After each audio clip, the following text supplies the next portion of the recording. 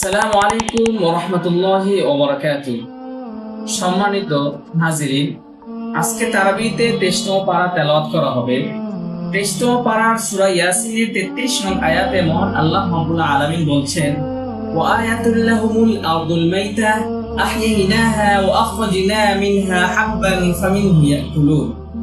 এই আয়াতে আল্লাহ রাব্বুল আলামিন বলছেন, তাদের জন্য রয়েছে জমির নিদর্শন, তা আমি জীবিত করি এবং তার থেকে আমি শস্য উৎপন্ন করি, যার থেকে তারা খেয়ে থাকে।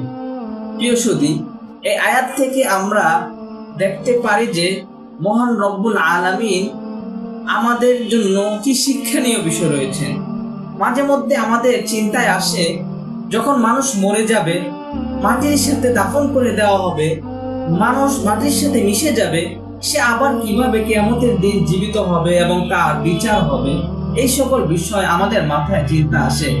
তখন আল্লাহ রাব্বুল আলামিন বলেন, তোমরা কি দেখতে পাচ্ছ না, একটি সামান্য জমিন, যে জমিন মাঝে মধ্যে দেখা যায় যে শুকিয়ে ফেটে যায়, তার ভিতরে কোনো উদ্ভিদ হয় না, কিন্তু যখন আল্লাহ তাআলা বৃষ্টি বর্ষিত করেন, তখন সেই জমিনই আবার ফসল দিয়ে থাকে এবং তার থেকেই ফসল উৎপন্ন হয় এবং তার থেকে আমরা আহার করে থাকি। এই বিষয়গুলো আল্লাহ রাব্বুল আলামিন আয়াতের প্রতি দেখতে বলেছেন এবং তা থেকে শিক্ষা গ্রহণ করে আমরা যে কিয়ামতের দিন আমাদের কি আবার পুনরুত্থান করা হবে, সেই বিষয়গুলো যাতে করে আমরা বুঝতে পারি, সেই বিষয়গুলো আল্লাহ রাব্বুল আলামিন আয়াতে শিক্ষা গ্রহণ করতে বলেছেন।